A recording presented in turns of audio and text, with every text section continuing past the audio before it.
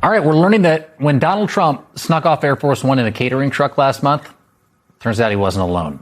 The Washington Post reports the Deputy Chief of Staff, Dan Scavino, Executive Assistant and Trump's, quote, human printer, Natalie Harp, and also the Director of Oval Office Operations, Walt Nauta, all joined Trump inside that catering truck, headed for a separate plane, while the Secretary of Defense, Pete Hegseth, boarded the flight using the plane's external stairs. Meanwhile, Secretary of State Marco Rubio and Secretary of the Treasury Scott Bessent were sent on the decoy flight, along with Policy Advisor Stephen Miller and Communications Director Stephen Chung. Oh, and the White House press corps, who thought and reported that Donald Trump was on board with them. But they all very well may have been in some serious danger. U.S. officials told the New York Times this, that there were multiple streams of information on potential threats, including someone in the vicinity of the NATO summit spotted with a shoulder-fire missile. However, there is new reporting from the Washington Post that the CIA was skeptical of the threat before putting Donald Trump on that secret flight. One U.S. official said, quote, the reports of threats against Donald Trump's life Israeli-derived, not U.S. generated, and they were viewed as low confidence.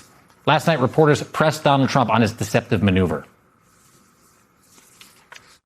They wanted me to go on a different flight, a different plane, equal safety, but they wanted me to do it, so I do it. I do what they say. Why did they want you to do that? I guess there was a threat out there. I didn't really ask them much about it. I get a lot of threats. Why was it too dangerous for you to fly on Air Force One, but well, not I don't know. I think the actually the plane that I flew on was at greater risk.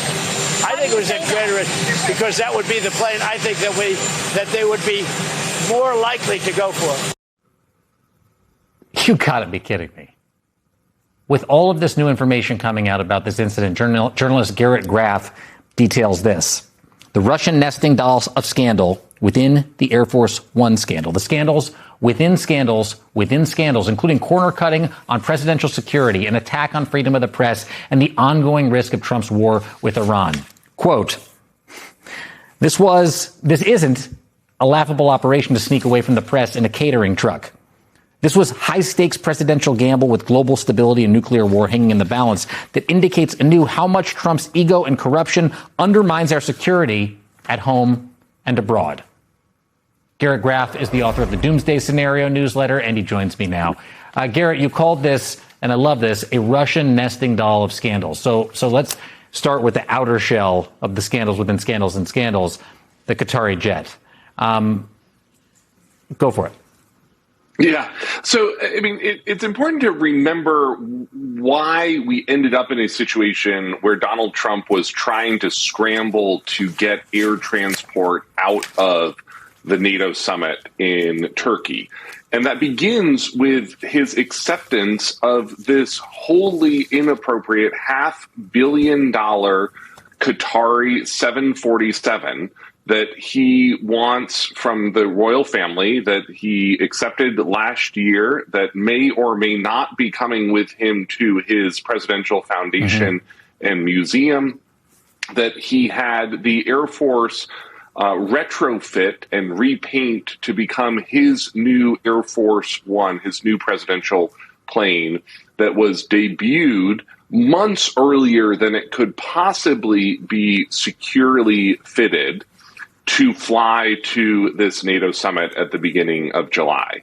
And what we now understand is that that plane lacked some of the basic defensive capabilities that are normally part of the presidential fleet, which is how you end up with the president trying to leave Turkey aboard what was then the backup jet, this long-standing blue and white 747, traditionally known as Air Force One.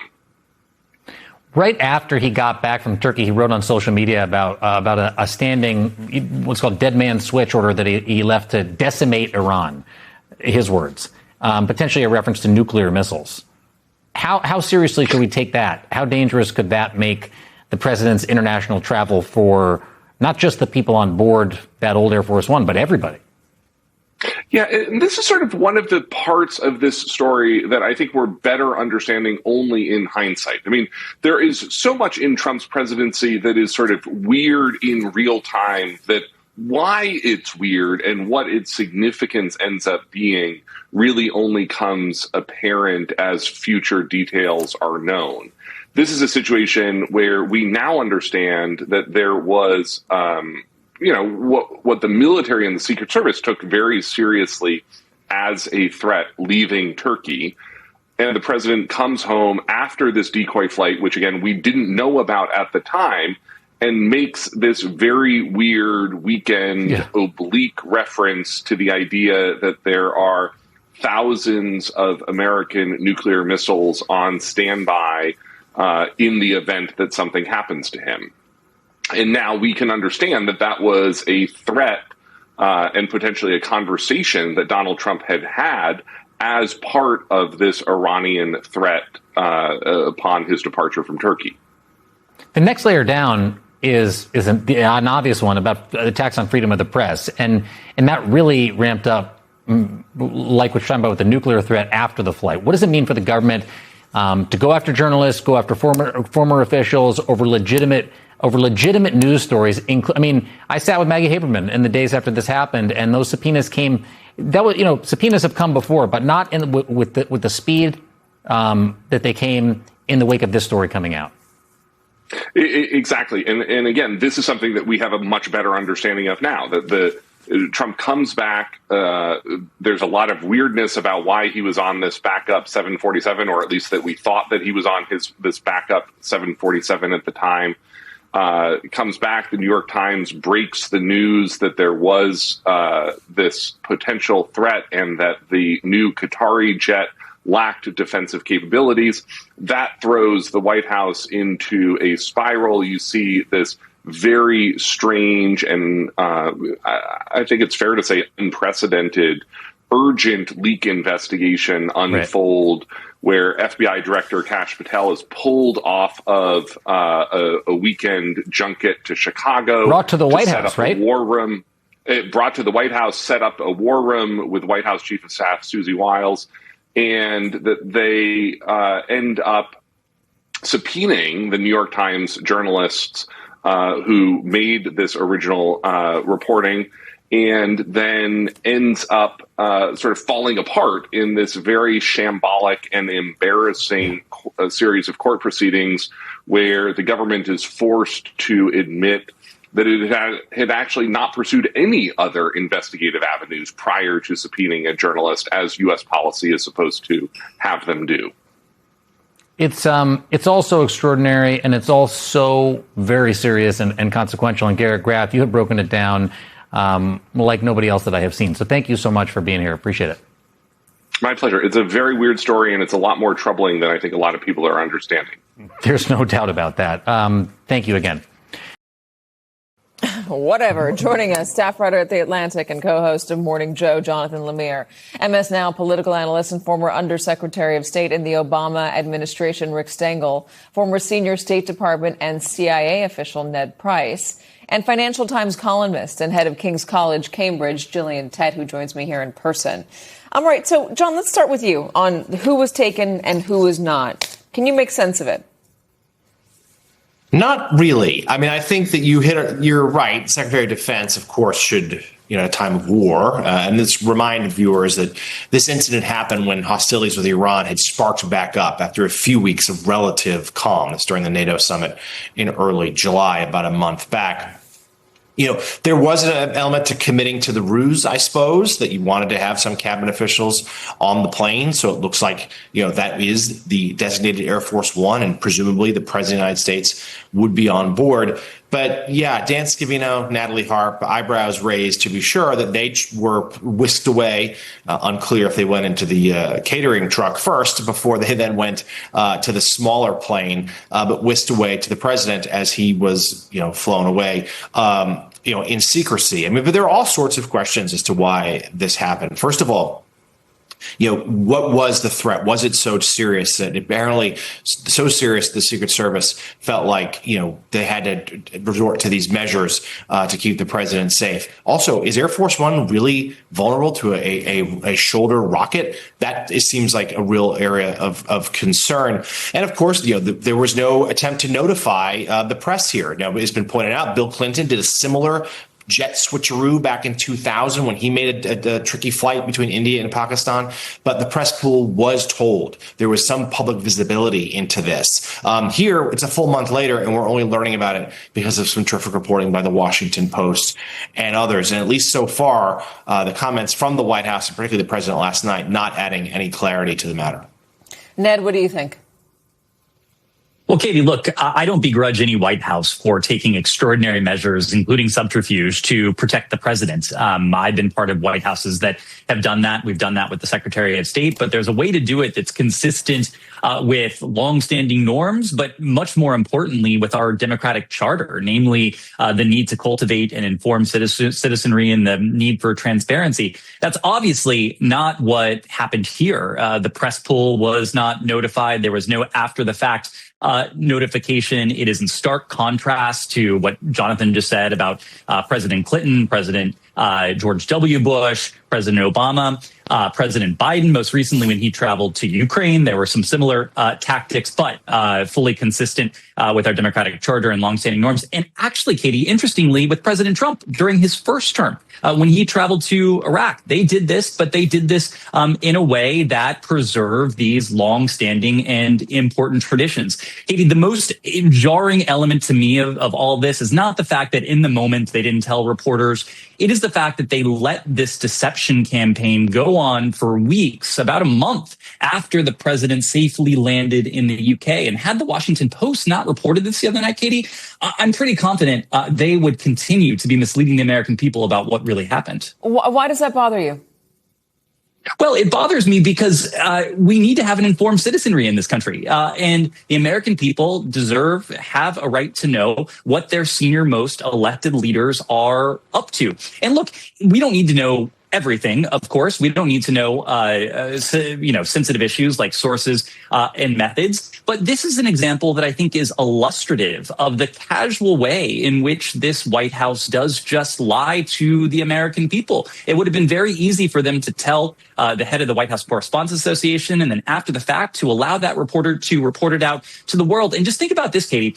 Had they been upfront, had they did this the same way that the Trump administration did this during their first term, they wouldn't be having all these headaches now. And actually, they might not have had the same headaches with all the reporting around the Qatari gifted Air Force One, reporting that was predicated on what we now know to be a lie, that President Trump couldn't fly on that. Had they just told the truth and been upfront, perhaps the New York Times, the Washington Post, other reporters and outlets that looked into this, they would not have been so hot on that trail, and the White House would not have to be answering all the questions that are facing it now.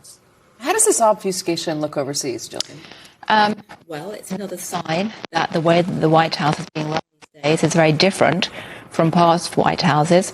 And in a sense, what we have today is something more akin to the court of King Henry VIII or Louis XIV in Versailles, where essentially, instead of having a clear-cut structure with clear rules and protocols and hierarchies, you've actually got, a family-run firm that's all about who's in, who's out. And so the very fact that people are sitting here speculating about why were they on the plane, why weren't they on the plane, is part of this parlor game or criminology, if you like, about who's in, who's out in Trump's inner circle. It's interesting that it's the woman that prints his flattering articles, the stuff that he likes, his body man, essentially, Walt Nauta, who was with him at Mar-a-Lago and stood by him during the classified documents case, was also under indictment. And Dan Scavino, who is the guy that posts all of his social media content. These are the three people, other than Hegseth. And I think Hegseth was there because he's the defense secretary. But these are the three people who are clearly the closest to this president. Absolutely. I mean, the thing that's very striking about this is that you really get a sense, once again, that loyalty and personal connections and physical proximity really matter enormously. And for the rest of the world trying to work out how they get access to the president, how they might try and make a point or cut a deal or do anything like that, it's increasingly clear they had to throw out all of their old org charts and, manuals for how to deal with this because it's being run in a very different way. So, Rick, is it a cause for concern that these are the folks that he chooses to take with him? Are we being overly alarmist about this? Are we reading into it too much?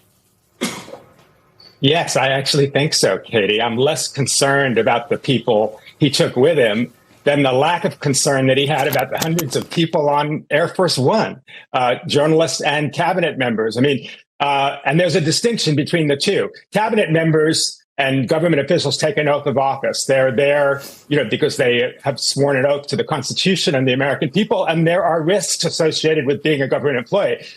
The press does not take an oath like that. They're there of their own volition. I have, as Ned has, flown on government airplanes into Iraq and Afghanistan, both as a journalist, as a government official. You know the risks going in there. They're told to you. Sometimes you're flying in on a C-17 and you're wearing a vest, so you know what it's up to. The people on that plane were unwitting decoys for a possible mission from Iran, and they were never informed of that. That's just callous disregard for something that they should have been concerned about. Is it also a breakdown of trust? Can you explain it, John, by saying this administration has so much disdain for the press, so little trust in the press, that they refuse to share information even about their own safety? And is that, we have examples of the press being let in on various sensitive things with this White House in the past, certainly during the first administration. Is this now, have we crossed another Rubicon?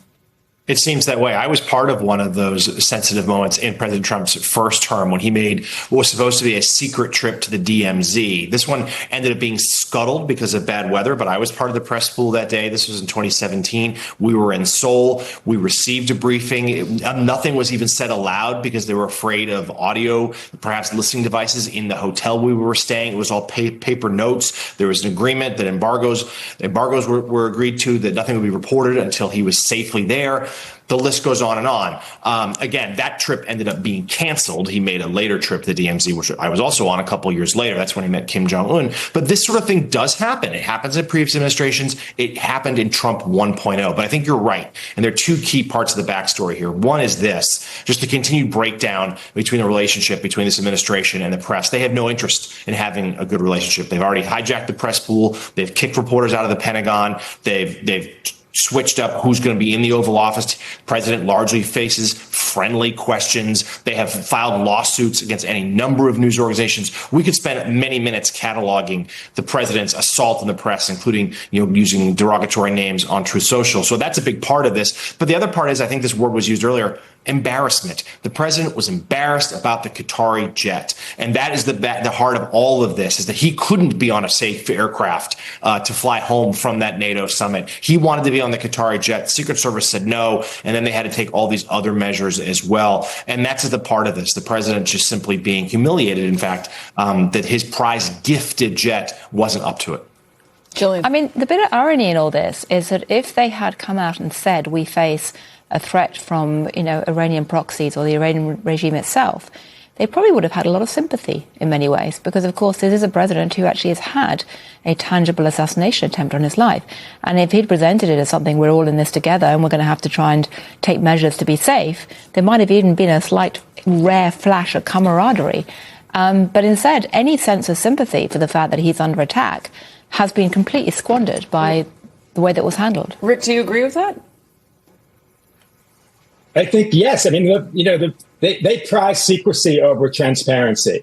If they showed a certain amount of transparency, said this has happened, then I think they would potentially get some sympathy. And that's something almost any other White House has done. We've had this long tradition of having a press pool, because the press pool is the representative of the American people with the president, who is the servant of the American people. One other point I want to make about what feels like that has been not really well reported here is this assumption that the primary job of the Secret Service is to protect the president of the United States. It's not. You go to the Secret Service website and it says our mission is to protect the country's leaders. And it lists 8 categories of leaders, including, of course, cabinet members and of course, the president. So it's not like they're justifying their behavior by saying, look, our sine qua non is to protect the president. It's not. It's to protect other leaders as well as the president, which they obviously didn't do in this case.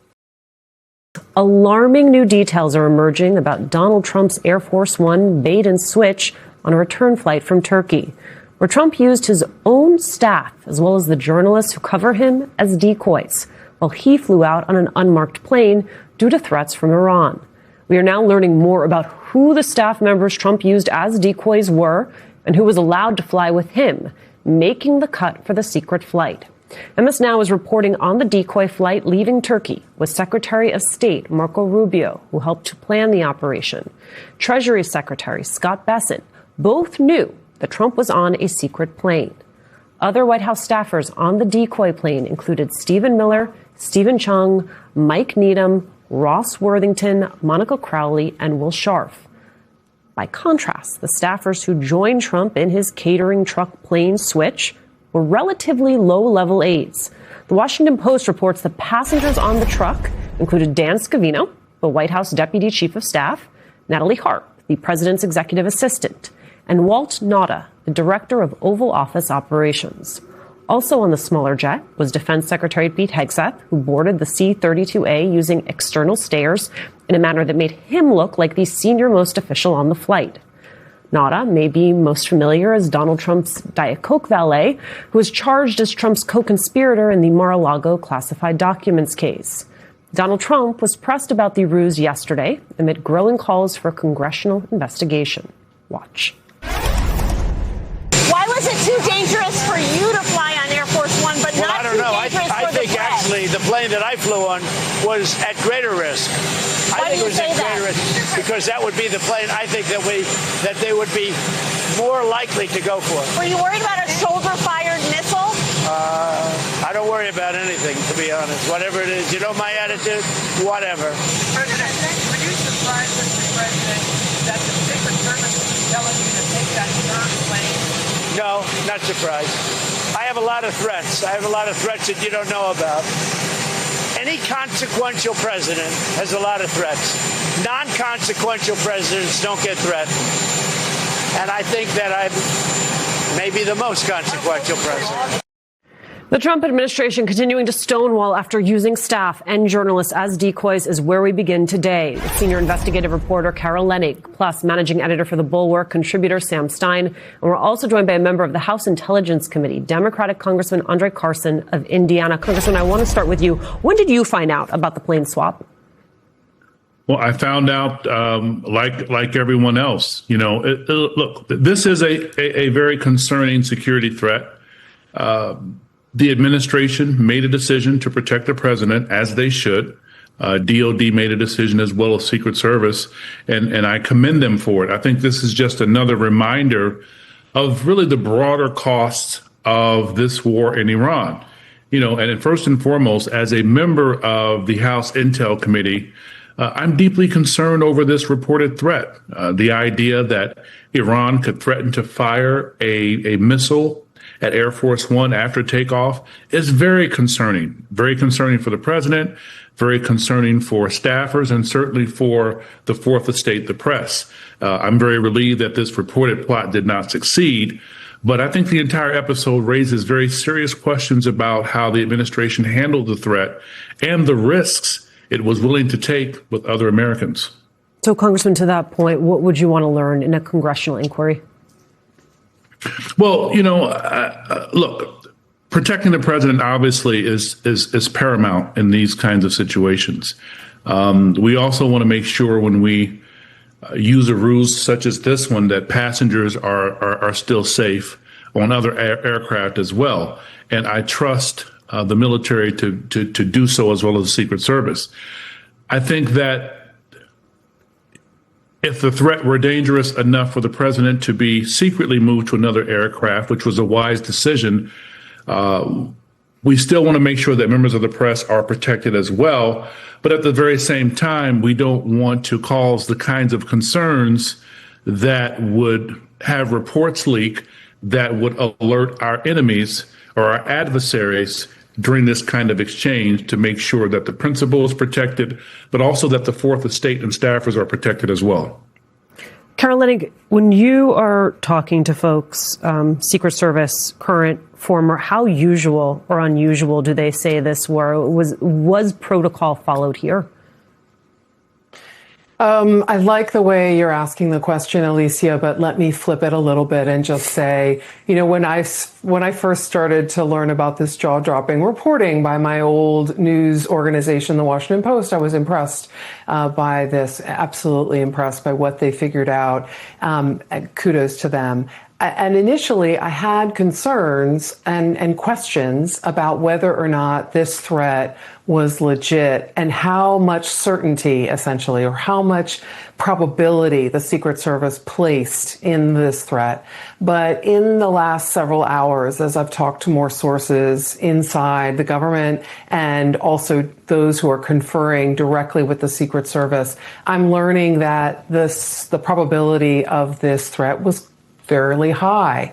And indeed, the Secret Service was willing to add a new risk, moving the president from the safest plane on the planet to a different one to avoid him being potentially targeted. However, I want to emphasize something that I think is important to share that is news to me, which is that these sources tell me the Secret Service concluded that everybody on what we are jokingly calling Old Air Force One was exceptionally safe.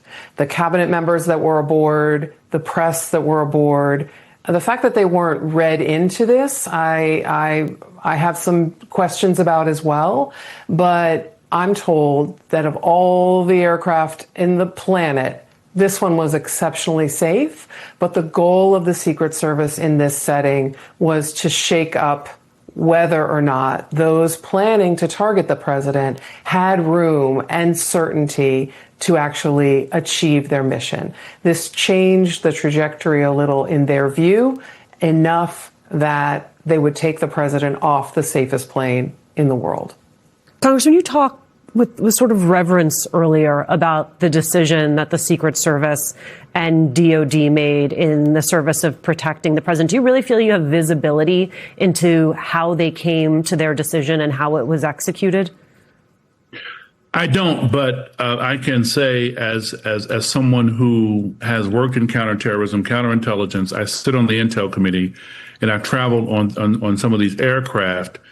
There is technology that is available that protects passengers. Again, the press was protected. The kinds of transparency that is critically important should not be overlooked. It should not be minimized. At the same time, there are very serious security risks and threats targeting not only our president, but members of Congress each and every day. And I think in order to avert many of these threats to the best of our ability, these kinds of tactics have to be employed, whether we like them or not, whether we have political agreements or not, ideological alignment or not. We have to be read in to a degree, but I think whenever you have tens of people read into a situation, you increase the risk for a leak to inevitably happen. Sam, I want to just play you a little bit more of what we heard from the president in that press gaggle last night. Take a listen. The country's doing well. Iran is going fine, going just absolutely fine. We totally control the Strait of Hormuz. We have control over it. Nobody else, only us. Our Navy is unbelievable, and things are going great for our country. I mean, the only true statement there, Sam, is that the Navy is unbelievable. Everything else, Iran is not going great. The Strait of Hormuz is not going great. And nothing is, as the president described, being smuggled in a catering truck with your Diet Coke valet. Is that supposed to express confidence to the American people from an administration that purports to be the most transparent administration in American history? Well, this is kind of the underlying thread that ties all this together, which is dishonesty. I mean, I couldn't agree more with the congressman or Carol. Like, obviously, it was a serious enough threat that president should have been moved, that a decoy flight was totally acceptable. The Secret Service made a determination. No one should begrudge the president for getting on the catering truck, as silly as that is, and going to this other military aircraft. You can even make the case that a bit of sort of deception was probably necessary in order to make sure that nothing leaked, as the congressman said. But there is a widespread lack of honesty and transparency and outright lying that is accompanying this administration throughout this. And Carol's too kind to say it because she's a good person. But when she initially reported that they had to switch from the Qatari jet to the Air Force One, which then Trump, bolted anyway, because of security threats, the White House was very public in saying that she was a liar. They did. They went out there and they said she's a liar. And it turns out she was right and they were wrong. And that's just the MO for this administration. And you saw with President Trump last night, where he's saying, we control the Strait of Hormuz. We do not. There's nothing going through the Strait of Hormuz. 8 ships when there used to be 130. Things in Iran are fine. They are not. We are, a couple days before the 60-day target for the MOU when we're supposed to have a negotiated settlement. No one's acting like that's going to happen. Things are not going well, but they're asking you to believe that the sky is green, that 2 + 2 is 5, and that there was no security threat to Air Force One. Congressman, in all of this, there's also just the reality that key figures did not know where the president of the United States was for a pretty extended period of time. I wonder, always, you don't hear from Republicans out on the streets, but you hear from them behind closed doors. Any of your colleagues have any concerns about the fact that the president of the United States, folks didn't know where he was for a few hours? Well, that's always a concern. The nail was hit on the head just a few minutes ago. But look, this episode is another reminder of really the broader costs of the war with Iran. The threat against the president was very serious, without question. And 18 American service members have already been killed in this war. Honestly, American taxpayers have had to spend billions on the war and take a real hit to their wallets. The conflict has required very real sacrifices. And, I think the president should present a very real plan, a serious plan before Congress in order for this war to ultimately end. And breaking tonight, new details about Donald Trump's plane swap last month. MS Now confirms Trump traveled with aides Dan Scavino, Natalie Harp, and Walt Nauta, along with Defense Secretary Pete Hegseth on that secret flight. Left behind on the other plane, the one deemed too dangerous for the president, senior cabinet officials, including Marco Rubio and Scott Bessent, and the entire White House press pool, who reported that Trump was with them based on what they saw and White House updates. Here's Trump when asked about the swap. I go by Secret Service and the military. They wanted me to go on a different flight, a different plane, equal safety, but they wanted me to do it, so I do it. I do what they say. Why was it too dangerous for you to fly on Air Force One, but not too dangerous for the press? I think actually the plane that I flew on was at greater risk. Why do you say that? Because that would be the plane I think that they would be more likely to go for. He don't know. That'll make no sense. Exactly. That'll make no sense. Y'all, we just play in this playground where it's just, they keep throwing the ball and hitting you upside the head with it. It's just crazy. Donald Trump didn't want to be on the plane. Mm-hmm. That's the bottom line. He didn't want to be on the plane, so he wasn't on the plane. Get me another plane because I don't like this plane. Put me on another plane. I don't care what. I don't like this plane. Put me on another plane. Why is it so complicated? It's not complicated. Donald Trump didn't like the plane. We know he doesn't like the plane. That's why he's using the Qatari plane. But he wants to use the Qatari plane. Let's also reason here that there have been legitimate threats by the Iranians on the life of Donald Trump. Right? There was an Iranian national, a Pakistani national arrested in 2024. They were convicted for assassination plots on his life. The Biden administration's Office of Director of National Intelligence briefed the Trump campaign at the time about the threats on his life. Now, why do I bring all that up? Number one, the threats are real. The threats are real. Yeah. But move forward here to 2026. What are we not being told as the American public is what is that intelligence? What are these threats? how serious are the threats? Yeah. Is it U.S. intelligence that is the one that is gathering these threats? Is this a guy on the side of the road with supposedly somebody shot him with a shoulder grenade launcher? Or like, what are we talking about here? And I think that is the outstanding question of the lack of transparency from this White House, because we do not know the extent to which the commander-in-chief is truly in danger. And I think that is why this is important in its entirety. And the thing that, and for folks who are like, oh, the press just is complaining because their friends were on the planes. No, I am very worried about that. But this is a White House that has lied about a lot of things. And what White Houses typically do is tell press the truth about where the president's going to be. With an embargo, you can report about it later. He had to take this plane because of X, Y, and Z. That's usually the conversation. There is so much distrust between this White House and the press, this White House and the American people. They lack credibility. So the next time that they want to, and they may have to because of the real threats on Donald Trump's life from other countries, other different organizations, people, random people, the next time that the White House goes to the reporters and says, hey guys, we want to tell you this off the record, embargo this for a little bit until it's done, people may say no. No, you cannot tell us that off the record, because they no longer have the credibility, and they've done that to themselves. And that is also an aspect of this here. They claim national security for every single thing. They are the administration that cried national security for every single thing that's happened. That they did. So just one final point as we go to a little break here is that I understand. I do not want to diminish the seriousness of threats by Iran on the presidency, but the reality is, you've seen their TikTok videos. They like Trump right where he is because they're having too much fun. President Donald Trump is now going on the record about his extraordinary plane swap last month that was prompted by a credible Iranian assassination threat. Take a listen to this. Can you tell us about your ride on the airport catering truck in Turkey? Why did you need to do that? Well, it's only up to Secret Service. I just follow what they'd like to do. So I go by Secret Service and the military. They wanted me to go on a different flight, a different plane, equal safety, but they wanted me to do it, so I do it. I do what they say. Why was it too dangerous for you to fly on Air Force One, but not too dangerous for the press? I think actually the plane that I flew on was at greater risk. I think it was at greater risk because that would be the plane I think that they would be more likely to go for.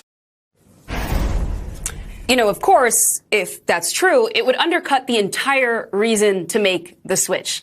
In case you missed it, here's what happened when Trump left the NATO summit in Turkey. In full view of cameras, Trump boarded the old Air Force One. But we now know that he got off that plane and was secretly taken to a military aircraft on an airport catering truck. Here you can see the catering truck parked next to Air Force One. At the same time, you could see both members of the media and White House staff boarding Air Force One. Moments later, the catering truck pulls away from the plane. We now know that Trump was concealed inside that truck. After the plane landed in the UK, we saw the president come down the stairs from Air Force One. It's still not clear how he got on there from the smaller plane. Joining me now to break down all of this, Mark Polymeropoulos, MS Now national security and intelligence analyst. He's also a senior fellow at the Atlantic Council. Laura and Luke are still with us too. Mark, so two officials tell the New York Times that U.S. intelligence picked up on a specific threat of a surface-to-air missile against Air Force One. Does that explain why they made the swap? Yeah, Antonio, that's pretty dramatic. I mean, that report kind of came out recently because we were always wondering what was the exact threat of itself. You know, we know the Iranians are certainly capable. It's a very kind of robust terrorist apparatus. Turkey is an arena. They share, of course, a land border with Iran. Iranian intelligence is very active there. So this makes a little more sense because of what the Secret Service, kind of the drastic measures. And first of all, kudos to the Secret Service on this. I mean, I don't think anyone is criticizing them whatsoever. They have a zero-fail mission. They had to take measures, assuming that they learned of this threat almost in real time. And so that's really not the issue here. I think it kind of goes forward to kind of the legal issues, what we call duty to warn. That, in fact, people on the plane, whether it's staff or members of the press corps, were not aware of this threat. But pretty dramatic, and we're going to get some more reporting on the threat itself. If the Iranians have that capability have that personnel cells on the ground in Turkey. That's something that I think also flies in the face of kind of the administration's views on how much the Iranians have been damaged. And this threat, assuming would be ongoing in other countries as well. Well, to your point about the question of what this means for other personnel, the reporting suggests that some of Trump's closest aides made that transfer with him, but he left behind others like Secretary of State Marco Rubio. What do you make of that? Right. So the intelligence community, and it started back in 2015. It's a directive. It's called ICD 191. And that's if we obtain information about a credible threat, that there's a duty to warn those individuals. Now, there are waivers involved in this, and presumably there was the waiver that was issued perhaps by the CIA director, perhaps in consult with the Secret Service Protective Detail, based on protecting sources and methods. But in this case, it looks like that Air Force One, the original Air Force One, was at some risk, and the Secretary of State assumingly knew this. But the press corps and other members of the staff did not. And so I think the American people deserve to know how this decision-making process evolved. And first of all, or just to kind of bookend President Trump's remarks there about the alternate aircraft being at greater risk, I have no idea what he's talking about. That actually flies in the face of all of this. But I think that's just kind of the usual verbal kind of word salad we hear. That makes no sense whatsoever. He actually was safer flying on that alternate aircraft. Luke, your colleagues at the time have some reporting about how the Iranians have effectively been using a strategy here to drain the U.S. down from its Patriot interceptors that we know we've been running low on. Does the reporting suggest that is why Trump has essentially sort of changed course here from these threats and escalation to this sort of slower moving economic pressure for the time being? Well, we are running out of ammunition. That all the reporting shows that, and even we have reporting that even Trump has talked to Pete Hegseth about it. That he, I guess Hegseth didn't fully inform him about how low the munitions were getting, and that's a concern because it takes 2-3 years to make some of these materials, and if the United States is bombarding Iran all the time and we're losing our defense systems, that's a problem, right? Of course. Now Trump is saying that he's low-keying the war in Iran. He's de-emphasizing it. He's saying he doesn't care as much about it. And I think he has to say things like that when he can't figure a way out of a situation. You'll see that sometimes with lawsuits and different policies he embraces. He will give up on them or try to downplay their significance. And so I think that he's in a situation here with the war in Iran where he can't get out of it. It's deeply unpopular. People don't like it. It's potentially going to hurt him at the midterms. And so he has to sort of distance himself psychologically from it to try to save face. Laura, what's your sense from your sources around the president, around this White House, of his thinking? Our colleague Jonathan Lemire has a great piece in The Atlantic this morning, casting doubt on the president's ability to, I guess, keep this low-keying it sort of strategy of patience going.